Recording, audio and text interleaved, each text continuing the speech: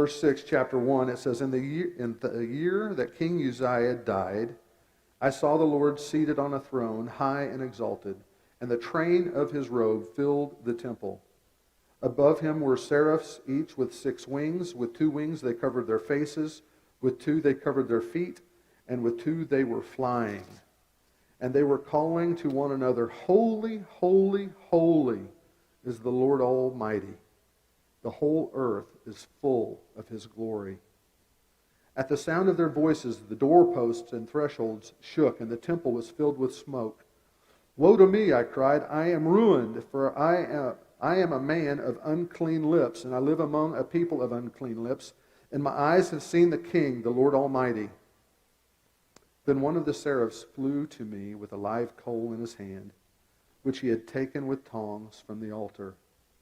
With it he touched my mouth and said, See, this has touched your lips. Your guilt is taken away, and your sin atoned for. Then I heard the voice of the Lord saying, Whom shall I send, and who will go for us? And I said, Here am I, send me. He said, Go and tell this people. Before Isaiah could speak those words, before the Lord gave Isaiah that prophecy about Jesus Christ, he had to be atoned for. That sin that he had, his unclean lips, it had to be taken away. So the seraph came down and touched his lips with that piece of coal. There were a lot of people, as we read through the Old Testament, that were prophets. And there were a lot of people that God used throughout the Old Testament that were not prophetic in any way, shape, or form. But what I've found is that God could use people for whatever he wanted to and in any capacity that he wanted to. I think of King Nebuchadnezzar, who was used of God, and he was an evil man. But God still used him because he had to teach Israel a lesson. But here's the difference.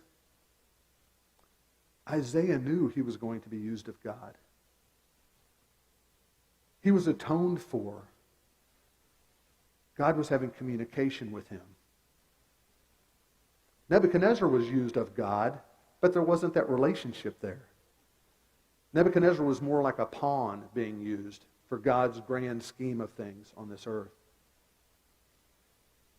So as we're going through our life, and we wake up in the morning, and we go do whatever it is that we do throughout the day, and we come home and we go to bed of an evening, or in Rob's case, early morning,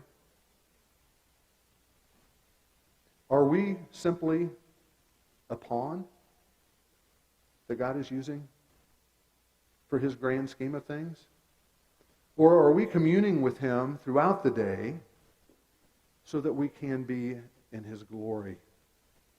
Have we been atoned for? Have we had that piece of coal held to our lips? Have we come to realize that Jesus Christ is the only saving grace that we have as a human being, and thrown our life down at his feet and said, Lord, I want to worship you. I want to serve you. We've given our entire heart to that. So here we have Isaiah, who's been atoned for with this piece of coal.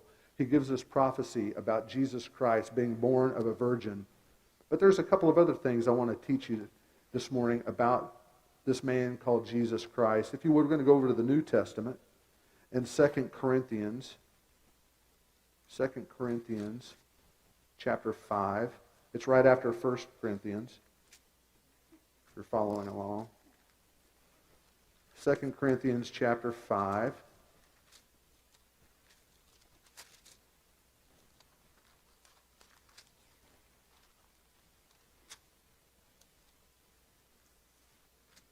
Second Corinthians chapter 5, verse 21.